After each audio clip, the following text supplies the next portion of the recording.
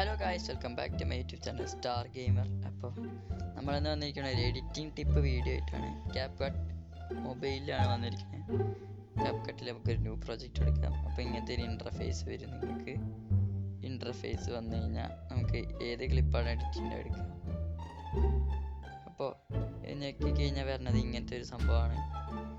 കുറേ ഫീച്ചേഴ്സ് നിങ്ങൾക്ക് കാണാം. ആദ്യം തന്നെ നമുക്ക് എഡിറ്റ് ഫീച്ചർ തന്നെ പരിചയപ്പെടുത്താം. എഡിറ്റിൽ നമുക്ക് കുറേ ഉണ്ട്.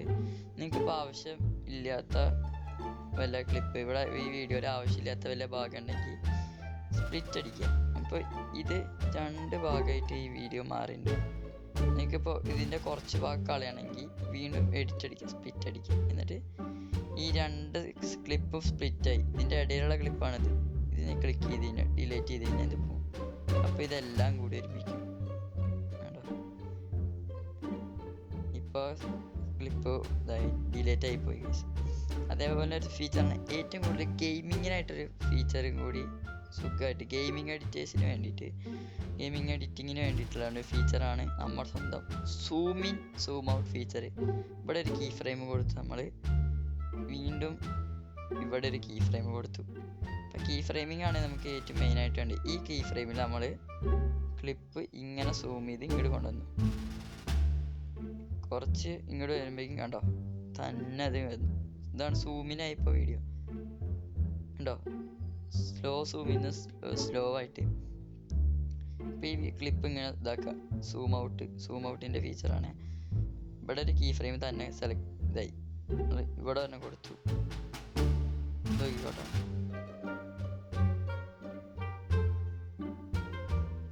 കണ്ടോ തന്നെ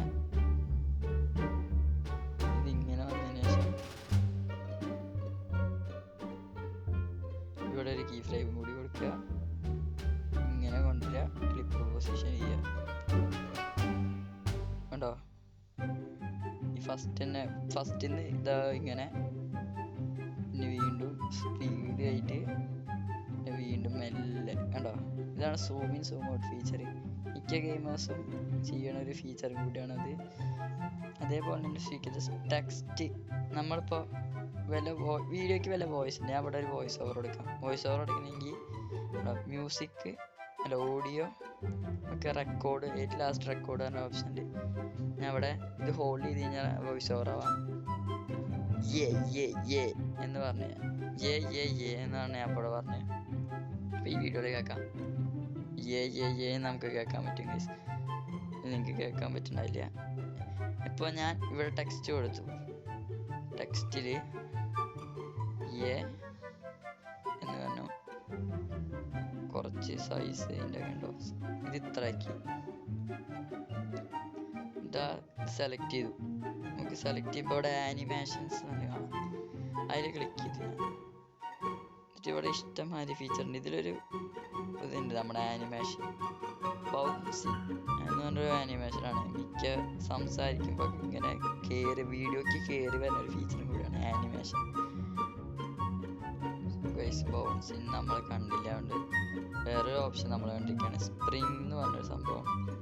സ്പ്രിങ് എന്നൊരു സംഭവമുണ്ട്. അല്ലെങ്കിൽ ഷോയിങ് ഗ്ലിച്ച് ഇഷ്ടംമാതിരി അതാ കൈസ്. ബൗൺസിന് കൊടുക്കുക. എന്നിട്ട് കുറച്ച് ഇതൊക്കെ കണ്ടോ, ഒരു പറഞ്ഞിട്ടൊരു സംഭവം വീഡിയോയിൽ ഇത്ര കൊടുക്കുക. അതിൽ ക്ലിക്ക് ചെയ്യുക ഗൈസ്. ഇപ്പോൾ ഇവിടെ നമുക്ക് ഡ്യൂപ്ലിക്കേറ്റ് പറഞ്ഞൊരു ഫീച്ചർ ഉണ്ട്. ഡ്യൂപ്ലിക്കേറ്റ് ചെയ്ത് കഴിഞ്ഞാൽ ഇങ്ങനെ കാണാം. നമുക്ക് നമ്മൾ അതേ ആനിമേഷനിൽ ക്രിയേറ്റ് ചെയ്ത സംഭവം തന്നെയാണിത്. നമുക്ക് അത് കുറച്ച് എടുക്കാം, എന്നിട്ട് അത് ഇങ്ങോട്ട് വെക്കാം. ഇപ്പോൾ രണ്ട് ടെക്സ്റ്റ് വെച്ചപ്പം കാണാം എന്നായി.